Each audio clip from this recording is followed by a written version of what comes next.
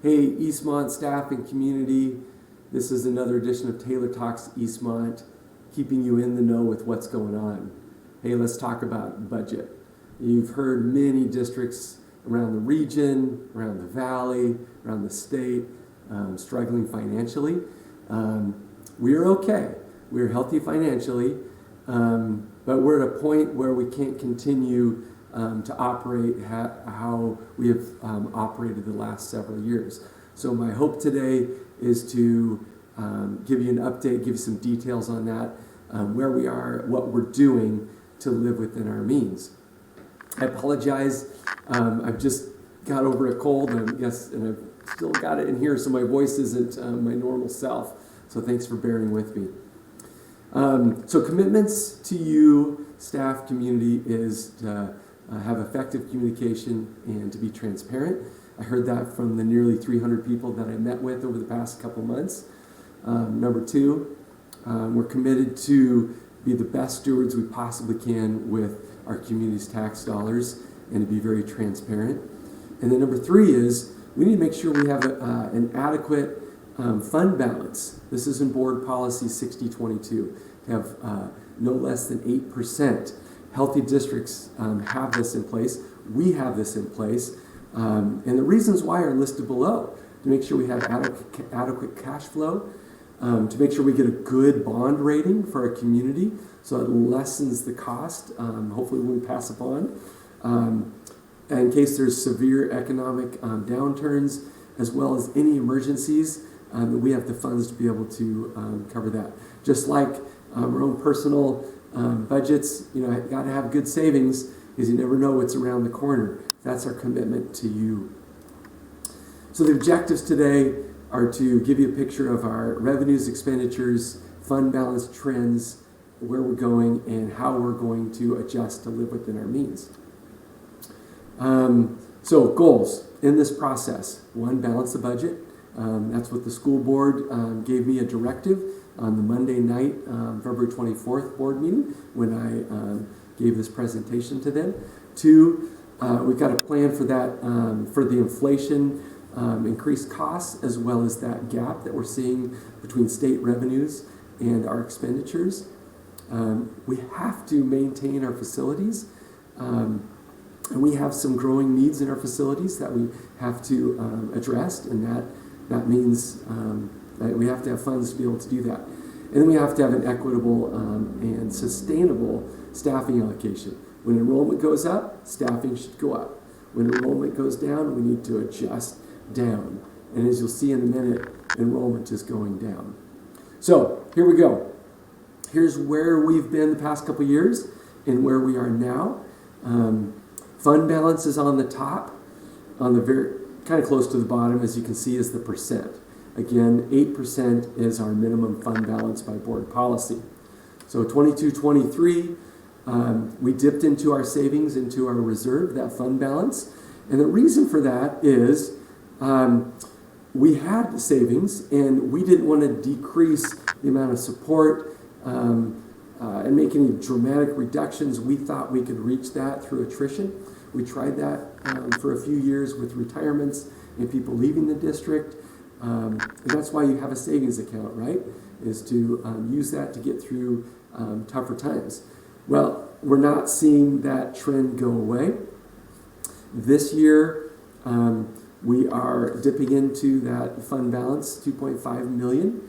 And then next year, if we were to not make any changes, that would be $2.6 million. And as I said earlier, the board's directive is, no, we have to do a course correction now. This isn't sustainable, so we'll need to make some reductions to live within our means. And as you can also see, when you have reductions in revenues that we receive, that also plays into it. As you know, school district budgets are very complex. This is a very high-level overview. If you have questions and want to go deeper, I'm happy to help. So is Karen Metzger, our Executive Director of Finance. So almost all of the expenditures in a school district is staff. It takes people to work with the kids, provide the programs, coach the teams, teach the classes, supervise playgrounds, and drive the buses, and et cetera, et cetera. The target for healthy school districts is about 15% should be spent on operating costs, 85% on staff. We're a little out of whack that we need to do some adjustments. We've shortchanged ourselves in the MSOCs, maintenance, supplies, and operations costs, and we're not funded. There's a huge gap from the state that we're not receiving that we have to fund locally. So one area is by board policy, we should have 1% set aside for capital projects. We're not there yet. We need to be there. We have some big facilities needs. One example is the Rock Island roof, which is about $800,000. That's significant. We should have the cash on hand to be able to, in our savings account, to be able to take care of those facilities needs. Another example is those of our staff or kids or who are in portables. Those are getting old, and those ramps are getting worn out. A ramp, to get a good ramp for those, is $15,000 or more. We can't just continue to have these old ramps. We need to invest in our schools to make sure that our facilities are sustainable, are workable and safe for our kids and staff. Student enrollment is the main driver for revenues.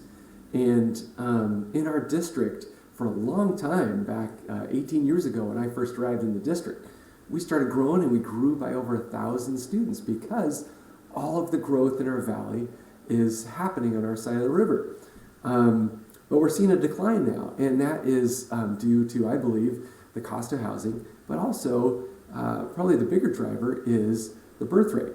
The birth rate around the world is dropping significantly. So as you can see here, we are projecting a 200 student decline in enrollment from this year to next year. That means a significant reduction in our state funding. So we have about a 475 student graduating senior class, and we are pretty good at projecting the incoming kinders at about 325.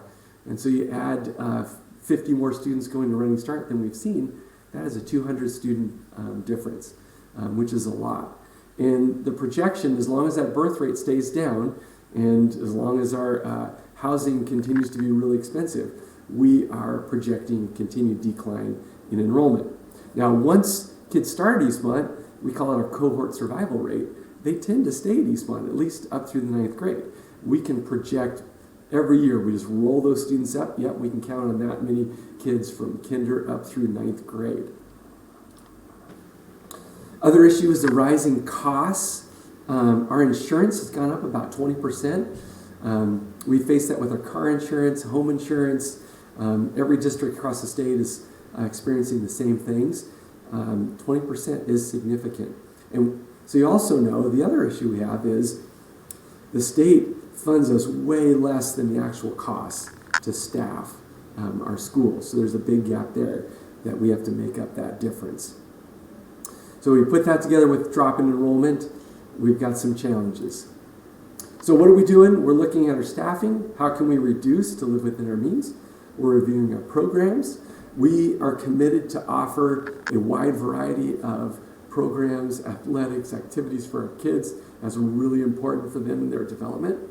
And then, as I stated earlier, we're looking at right-sizing our materials, operations, maintenance, to make sure we have enough to maintain our schools and give our staff and the kids the materials that they need. So how can you learn more? How can you give input? As you can see, February 27th, it was going to be just getting to know me better, asking me questions, if I should be the long-term superintendent or not. Budget is really important and a priority for everybody right now. So we're going to have the first half of that be on the budget. So that's 4 p.m. at Eastmont Junior High on the 27th. For our community, it's going to be Monday, March 3rd. Same process, 5:30 p.m. at the junior high in the auditorium. Also, you will get an email or a parent square about how to give input into the process. Really value your input and your questions. And then just know I'll be updating the school board on March 10th at the next board meeting. And we will be doing our best to notify staff who are affected prior to spring break. That's really important. If you have questions, please reach out. Obviously, attend one of the forums. You can talk to me. You can talk with your building principal. You can talk with Karen Metzger, our Executive Director of Finance. School district budgets and finance are really complicated, and we want to make sure that we give you the answers that you need, and can hit that target of being as transparent as we possibly can. This is really hard for us as it does affect people, but it's something we need to do in our ongoing commitment to our community. So thank you for spending this time with me and listening to this, and hopefully you can understand me even though my voice isn't in the best shape right now. Thank you so much.